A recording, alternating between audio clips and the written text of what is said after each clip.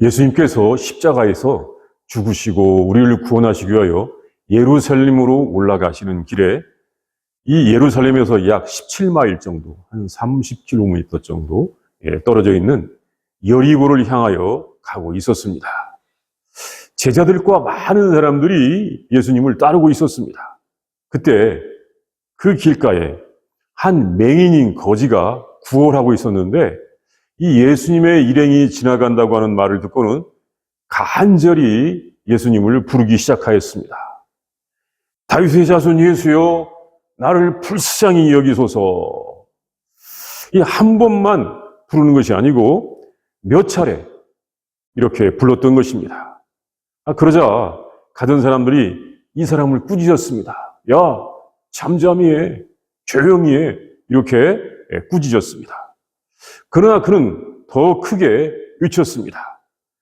다윗의 자손이여, 나를 불쌍히 여기소서. 사람들이 조용히 하라고 했지만 예수님께서 알아들으실 때까지 그는 외쳤던 것입니다. 예수님께서 그 사람이 이 외치는 소리를 들었습니다. 그리고 머물러 서서 그 사람을 데려오라고 하셨습니다. 사람들이 이 말을 전하자 그는 예수님 앞으로 이제 갔습니다. 예수님께서 무엇을 하여 주기를 원하느냐라고 물으시자 그는 지체하지 않고 주님, 보기를 원합니다.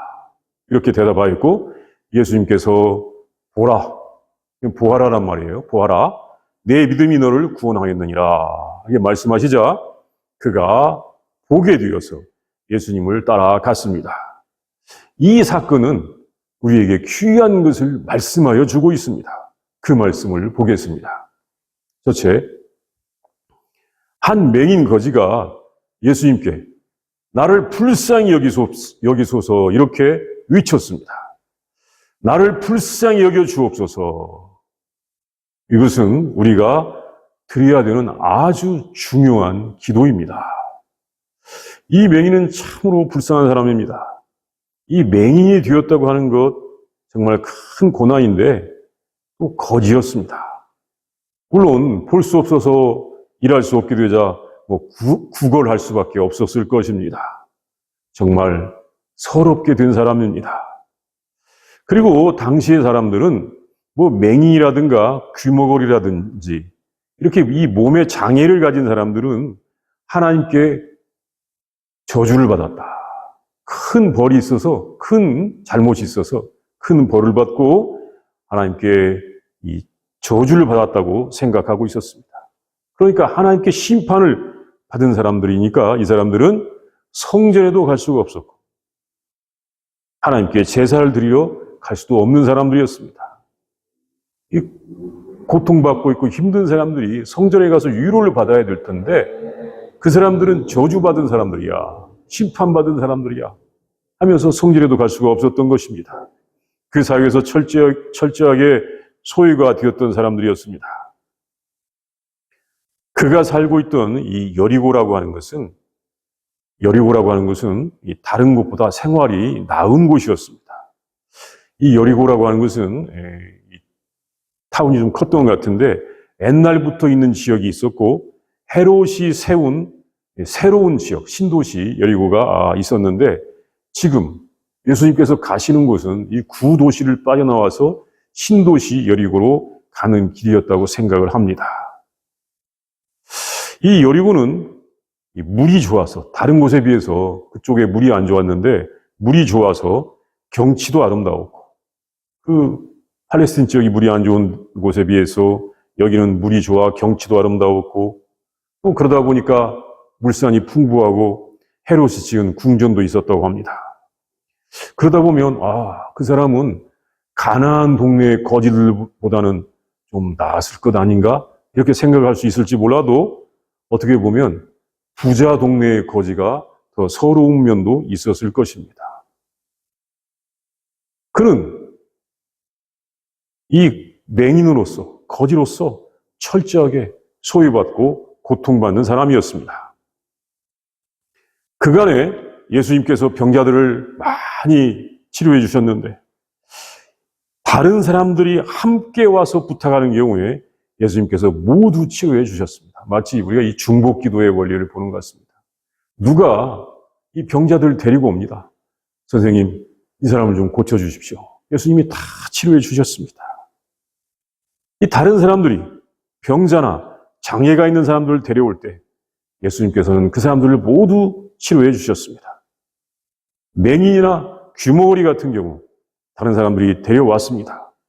예수님께서는 그 사람들을 보시고 불쌍히 여기시고 고쳐주셨던 것입니다. 그런데 여리고의 이 사람은 누가 데려오는 사람도 없습니다. 도리어 그가 예수님을 부를 때 사람들이 꾸짖었습니다. 잠잠히 해. 조용히 해. 이것이 아마 여리고의 인심인지도 모르겠습니다.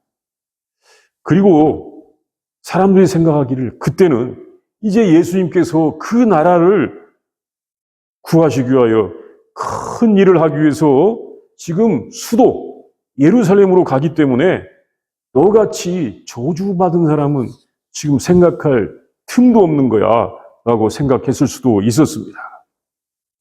그런데 그 맹인은 그 방해를 이겨냈습니다. 잠잠히 해, 조용히 해 하는 소리를 이겨냈습니다. 그리고 더 크게 외쳤습니다. 다윗의 자손이여 저를 불쌍히 여기소서. 그는 예수님을 향한 간절함과 큰 믿음을 가지고 있었습니다. 이 볼 수 없는 장애를 가지고 있었지만 예수님께 제대로 된 신앙을 고백하였습니다. 이 다윗의 자손이여라고 하는 말은 메시아라고 하는 말입니다. 이 제대로 된 믿음이 있어야 하는 말입니다. 예루살렘에서 권세를 가진 사람들은 예수에게 이 말을 하는 것을 매우 싫어하는 말이었습니다. 자기들 같이 권세 있는 사람들에게 나 혹시 붙일 수 있는 말일지는 몰라도 예수님 같이 떠돌아다니면서 복음을 전한다고 하는 사람들, 자기들을 반대하는 사람들에게는 매우 싫어하는 말이었던 것입니다. 그러나 그 사람은 담대하게 불렀습니다. 다윗의 자손이여. 여기에 그의 믿음이 있는 것입니다. 그가 어떻게 이런 믿음을 가지게 되었는지는 모르겠지만 그는 어려움 가운데서도 예수님을 알고 그 기회를 놓치지 않았습니다. 그때 사람들이 방해를 한다고 해서 예수님을 더 이상 부르지 않았더라면 그는 영영이 예수님을 만나지 않았을지도, 예수님을 영영이 만나지 못했을지도 모릅니다. 그리고 그가 예수님을 부른 그 외침 가운데 아주 중요한 뜻이 있습니다. 저를 불쌍히 여기소서, 저를 불쌍히 여기소서라고 하였는데 이 말이 가장 중요한 말입니다. 하나님의 은혜를 입은 사람들은 이렇게 외쳤습니다. 불렀습니다. 불쌍히 여기소서. 이 다른 말이 필요가 없습니다. 다윗도 고통 중에 있을 때 불쌍히 여기소서라고 부르짖었습니다. 우리가 이 시편의 기도들 가운데서 이 구절을 많이 볼 수 있습니다. 정말 시편의 말씀 중에 저를 불쌍히 여기소서 많이 있습니다. 특별히 영어로 읽을 때 Have mercy on me, Have mercy on me 이 말을 우리가 많이 볼 수가 있습니다. 제가 가진 이 NIV 성경 가운데서도 많이 볼 수가 있었는데 특별히 킹 제임스 버전 보니까 더 많이 있더라고요. Have mercy on me, 저를 불쌍히 여기소서. 그런 일침들이 참 많이 있었습니다. 예수님께서는 주님, 저를 불쌍히 여기소서라고 기도한 사람들을 외면하시지 않았습니다. 쿠리의 엘레손, 우리의 신앙의 선조들이 그렇게 기도했습니다. 키리의 엘레이스, 주님 저를 불쌍히 여기소서. 이 키리의 엘레이슨이라고 하는 이 라틴 말로 된 성가가 많이 있지 않습니까? 주님 저를 불쌍히 여기소서. 지난번에 한 세리가 성전에서 멀리 서서 하늘을 바라보지도 못하고 가슴을 치면서 하나님이여 불쌍히 여기소서 저는 죄입니다 라고 한 기도에서 이 사막의 수도자들이 배우고 드렸던 예수 기도라고 하는 그 기도에 대하여 말씀을 드렸었습니다. 어떻게 항상 기도할 것인가? 예수님께서 항상 기도하도록 하기 위하여 그 말씀을 주신 적이 있었고, 또 사도 바울을 통해서 쉬지 말고 기도하라고 우리에게 말씀을 주셨는데, 어떻게 항상 기도하고 어떻게 쉬지 말고 기도할 것인가를 생각하면서 예수님과의 교제에 힘쓰려고 했던 믿음의 선조들이 행했던 기도, 그 기도의 방법인 예수 기도는 이렇게 주님 저를 불쌍히 여기소서를 끊임없이 반복하는 기도입니다. 물론 어떤 분들은 이 바쁜 세상에서 어떻게 입으로 주님 저를 불쌍히 여기소서를 계속 반복하고 있을 수 있습니까? 라고 반문을 가질 수가 있는데, 이것은 처음에는 입으로 하지만 다음에는 정신으로 하고 그 다음에는 마음으로 하고 그 다음에는 영으로 하면서, 그러니까 입으로 하는 것은 초기의 단계이고 정신과 마음의 단계를 거쳐서 우리의 심장의 맥박이나 호흡을 통해서 자연스럽게 이 기도를 하게 되었다고 하는 것입니다. 주님 저를 불쌍히 여기소서, 이것이 진정으로 우리가 드려야 될 기도인 것입니다. 둘째, 예수님께서는 이 맹인의 눈을 뜨게 해서 보게 해 주셨습니다. 하나님께서는 예수님을 통하여 사람들이 할 수 없는 일을 해주시며 우리들을 구원해 주셨습니다. 예수님께서는 간절히 그를 부르는 그 맹인을 부르셨습니다. 그가 가까이 오자 내게 무엇을 하여 주기를 원하느냐고 물으셨습니다. 그가 주님 보기를 원합니다 라고 대답하자, 보아라 내 믿음이 너를 구원하였다 라고 하시자 그 사람이 곧 보게 되었습니다. 그의 눈이 떠져서 다시 보게 된 것입니다. 그의 간절한 소원이 이루어진 것입니다. 기적이 일어난 것입니다. 우리가 이 예수님의 행적을 통하여 알 수 있는 것은 예수님은 전지전능하신 분이십니다. 그래서 사람들이 할 수 없는 일을 하셨습니다. 특별히 수많은 병자들을 고쳐주셨습니다. 이것은 당시에 의술 또는 의학이 그 질병을 치료할 수가 없어서 질병으로 고통당한 사람들이 참으로 많이 있었기 때문이었습니다. 이 맹인의 눈을 뜨게 하는 것은 하나님께서만이 하실 수 있는 일이었습니다. 이때로부터 약 400년이 지난 후에 성 어거스틴의 시대에도 이 의술, 이 의학의 수준이 미미해가지고 병자가 병원에 가서 치료를 받는 것은 거의 불가능하였습니다. 이 어거스틴의 글을 보면 알 수가 있습니다. 당시에도 수술이 있었는데, 수술을 받는데 맞추지 없이 수술을 받습니다. 그래서 수술 날짜가 잡히면 이미 공포감이 몰려오는 것입니다.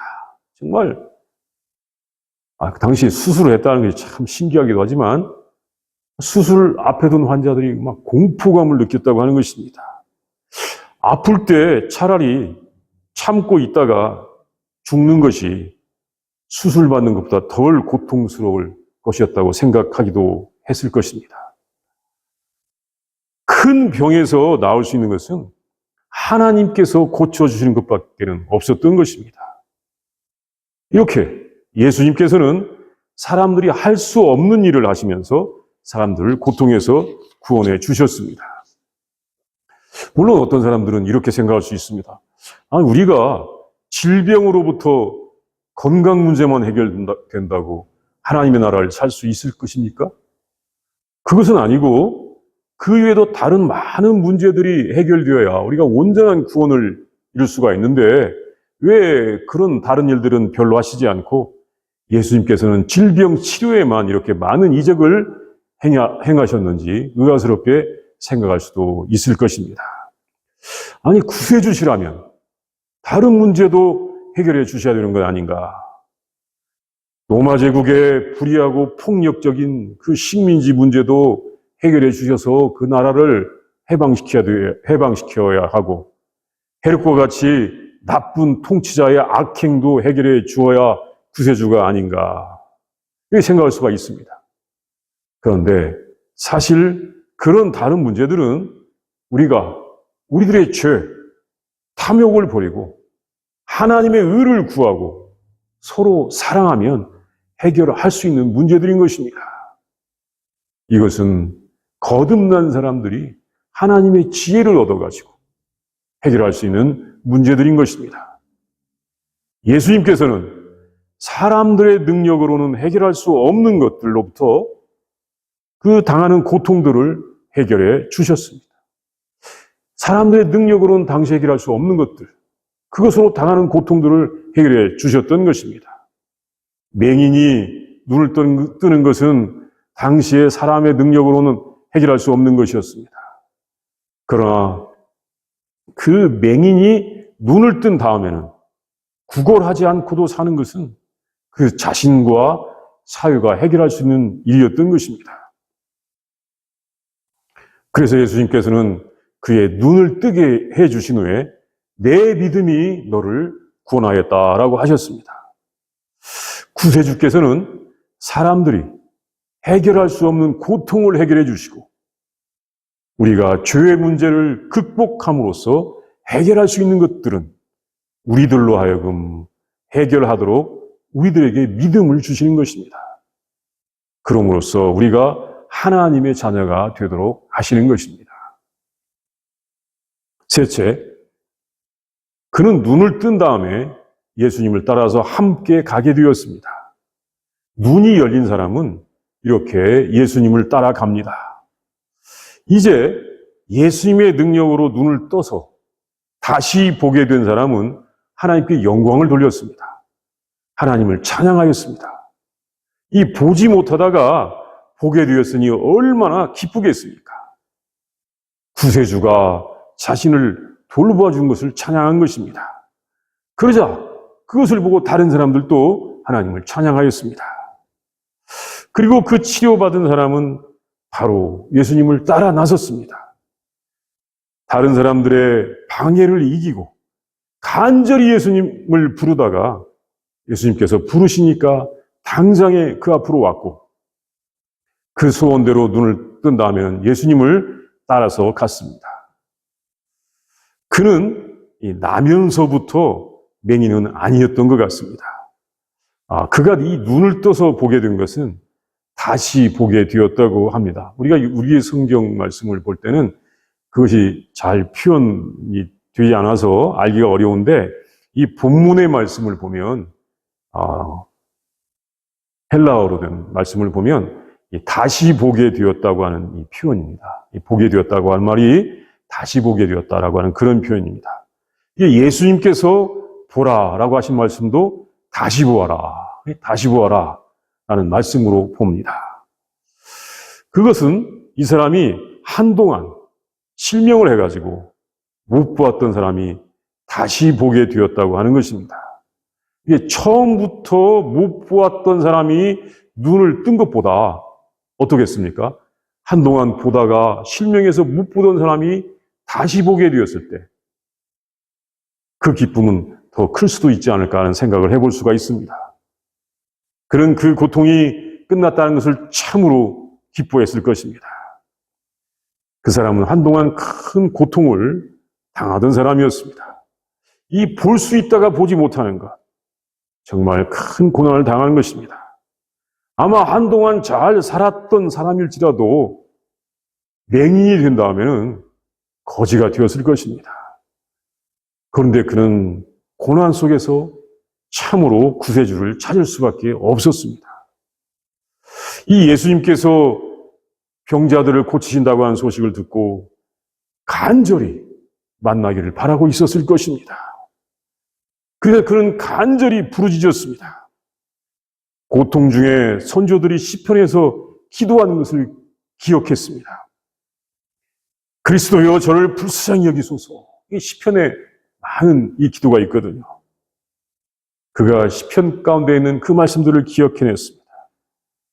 그리고 외쳤습니다. 그리스도여 저를 불쌍히 여기소서. 그리고 그리스도를 만나서 눈을 뜨자마자 따라갔습니다. 그가 이 예수님을 따라가고 구원을 받은 것은 며칠 전에 있었던 한 젊은 관원이 영생을 얻을 질문을 하며 예수님께 왔다가 예수님께서 너의 재산을 다 팔아서 가난한 사람들에게 주고 나를 따르라고 한 말씀을 듣고 고민하고 슬퍼하다가 돌아간 것과는 큰 비교가 되고 있습니다. 그 젊은 관원은 내가 무엇을 하여야 영생을 얻겠습니까? 라고 하는 아주 이 근원적인 질문, 아주 중요한 질문을 가지고 예수님께 왔지만 예수님의 말씀을 받아들이지 못하였는데 그것은 그에게 구원, 영생은 절박한 과제가 아니었던 것입니다. 그 관원에게 영생은 사실 절박한 과제가 아니었을 것입니다. 그의 풍족한 생활 중에서 또 하나의 필요한 것, 그 정도로 구원의 문제를 생각했던 것 같습니다. 그런데 그도 나중에 거지가 된다면 문제가 달라지지 않았겠습니까? 그때 구원의 문제가 절박해지는 것입니다. 우리도 때로 고난을 당합니다. 고난은 정말 피하고 싶은 것입니다. 그런데 고난이 찾아옵니다. 그 고난에는 뜻이 있습니다. 그것은 구세주 그리스도를 찾는 아주 중요한 기회가 되는 것입니다.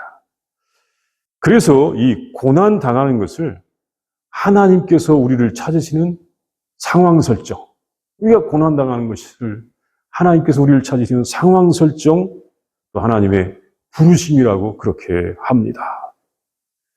그것은 우리가 이 고난을 당할 때만 하나님을 찾기 때문인 것입니다. 우리가 하나님 앞에 나온 우리들 다 은혜를 받았는데 하나님께서 우리에게 고난을 주셨던 것도 하나님께서 우리에게 주셨던 큰 은혜인 것입니다. 이 고난을 당한다는 것은 하나님께서 우리를 찾으시는 하나님의 상황 설정, 하나님의 부르심이라는 것입니다. 그래서 이 시편에서는 이 고난을 아주 긍정적으로 받아들였습니다. 우리가 그 말씀을 한번 보겠습니다. 시편 119편 71절, 72절 말씀입니다. 정말 고난을 긍정적으로 받아들이는 말씀. 물론 성경에는 고난을 긍정적으로 받아들이는 말씀이 참 많이 있습니다. 그런데 특별히 시편 119편 71절, 72절은 아주 직접적으로 이야기해주고 있습니다. 같이 읽겠습니다. 시작. 고난 당한 것이 내게 유익이라. 이로 말미암아 내가 주의 율례들을 배우게 되었나이다. 주의 입의 법이 내게는 천천 금은보다 더 좋으니이다. 아멘. 네. 고난을 통하여서 하나님께 나오고 그 하나님의 사랑의 법을 배우게 되었다는 것입니다. 그래서 영생을 얻게 되었다. 영원하신 하나님과 그 뜻이 하나가 되어 하나님의 자녀가 되었다는 것입니다. 예수님께서 이 다시 보게 된 사람에게 내 믿음이 너를 구원하겠다라고 말씀을 하신 것은 이제 그가 예수님을 계속 따라서 하나님의 나라까지 계속 가게 되는 믿음을 얻게 된 것을 말씀하시는 것입니다. 오늘날 한편에서 어떤 사람들은 풍성한 생활을 즐기고 있고 또 한편에서는 어떤 사람들은 고난 가운데 있고 현재와 미래를 걱정하기도 합니다. 또한 미래에 어려움이 올 것을 생각하기도 합니다. 이 인공지능을 비롯한 과학기술이 사람들의 일자리를 다 빼앗아가고 도리어 고난의 시기가 올 수도 있다는 것을 그렇게 걱정하기도 합니다. 그러면 사람들은 고난 중에 부르짖을 것입니다. 주 예수 그리스도여, 저를 불쌍히 여기소서.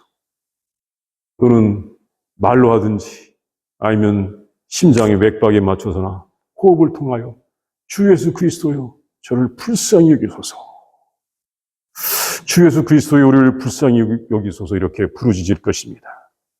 그때 어떤 사람들은 떠들지 말라고 하더라도 그렇게 부르짖는 사람들이 많아지고 하나님의 나라를 구하는 사람들이 많아지기를 우리는 기대해 봅니다. 또한 그런 고난이 오기 전에도 미리 주 예수 그리스도여, 우리를 불쌍히 여기소서. 주 예수 그리스도여, 우리를 불쌍히 여기소서라고 하며 하나님의 은혜를 구하는 이 성도들이 많아지기를 우리는 기대합니다. 이 시간 우리 함께 기도합니다. 우리 잠깐 동안만 예수님께서 여리고를 향하여 가시다가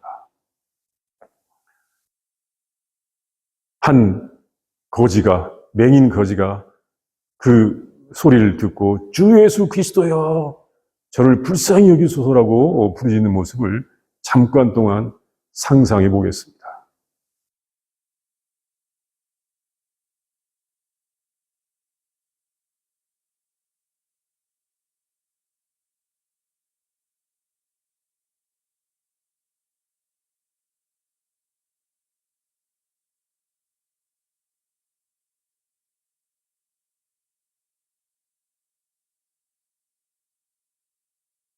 그리고 우리와 함께 기도합니다. 그 예수 기도로 합니다. 오늘은 특별히 호흡에 맞추어서 들으면 주 예수 그리스도여 날쓰면 저를 불쌍히 여기소서.